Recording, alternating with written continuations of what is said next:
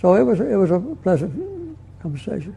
But the main thing that he emphasized to me was, the main purpose of his call was to say very frankly to me on private line that the Chinese were getting way ahead of the United States in many ways. And not only economically, but in some other very important ways as well.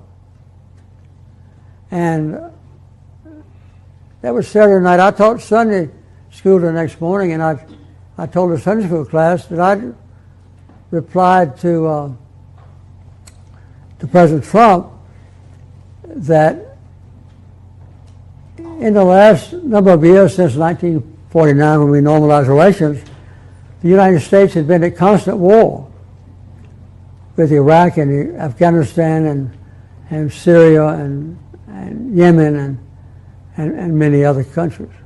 Almost constant war. And the expert economists estimated that we had spent about $3 trillion on those wars. A trillion is a million, or 1,000 billion, by the way. So you see what an enormous amount of money that is for the United States to spend on what? On war. China has not been in combat with anybody since 1949. And they have that, you might say, that same $3 trillion.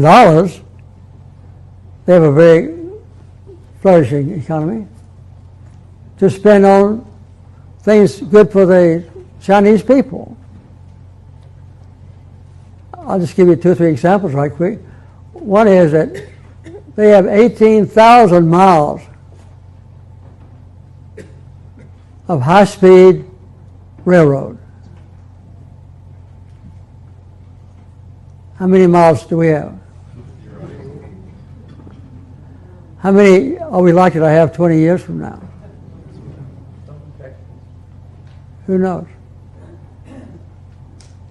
A child born in Beijing now, with all of its smog, has a life expectancy of 5 years more than a child born in Washington, D.C. I won't go, I got a list of things, but I won't go into them. China expects to announce in the near future that there's no more severe poverty in China.